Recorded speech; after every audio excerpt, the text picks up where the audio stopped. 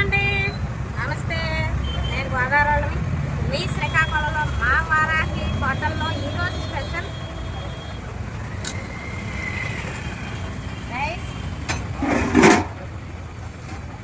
చేపలు, పచ్చిమిరపకాయ పులుసు, మరి చికెన్ కర్రీ, వేడివేడి రసం, గుడ్ల కర్రీ, చేపల ఇగురు. మరి ఇవాళ సోమవారం కదండి, నాన్ వెజ్ కాకుండా వెజ్ కూడా ఉంటుంది సార్. పప్పు, ఆనపకాయ, బంగాళదుంప ఫ్రై, వంకాయ టమాటా కర్రీ, మరి రోటి పచ్చడి.